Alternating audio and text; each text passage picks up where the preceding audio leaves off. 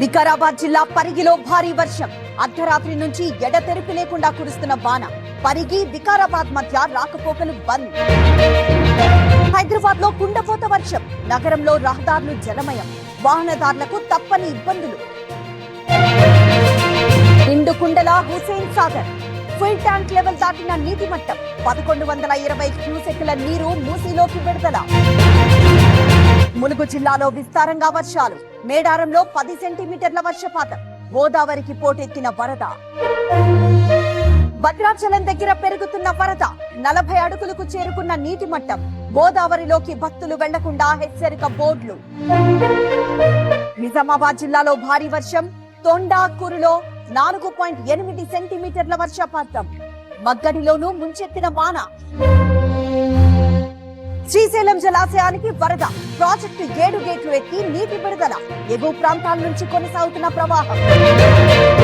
భారీ వర్షాలతో జలకడ. ఉప్పొంగి ప్రవహిస్తోన్న జలపాతాలు. బొగతా జలపాతం దగ్గర పర్యాటకుల సందడి.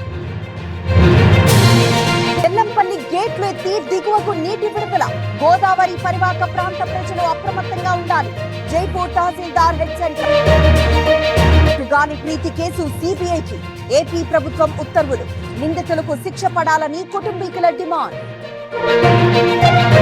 మళ్లీ టీఆర్ఎస్ గూటికి కోనేరు కోనప్ప. ఎర్రవల్లి ఫామ్ హౌస్ లో చేరిక. కండువా కప్పి ఆహ్వానించిన కేటీఆర్, హరీష్ రావు. తెలంగాణ ప్రభుత్వ చేతికి హైదరాబాద్ మెట్రో రైల్. నిర్వహణ నుంచి తప్పుకున్న ఎల్ఎన్జీ. 13,000 కోట్ల అప్పును టేక్ ఓవర్ చేయనున్న సర్కార్. ఇవాళ బతుకమ్మ గుంటను ప్రారంభించనున్న సీఎం. 7.5 కోట్లతో 5 ఎకరాల్లో నిర్మాణం. చెరువులు కబ్జా కాకుండా చేపట్టిన చర్యలు. తెలంగాణలో కొత్త మద్యం షాపులకు నోటిఫికేషన్.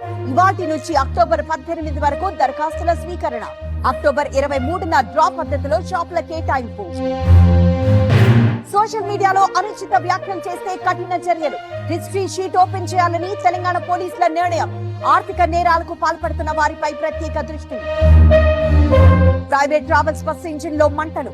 గమనించి పక్క కాపిన డ్రైవర్. ప్రయాణికులు వెంటనే దిగిపోవడంతో తప్పిన ప్రమాదం. అన్నవరం కొండపై భారీ అగ్ని ప్రమాదం. ఫ్యాన్సీ షాప్ గోడౌన్ లో చెలరేగిన మంటలు.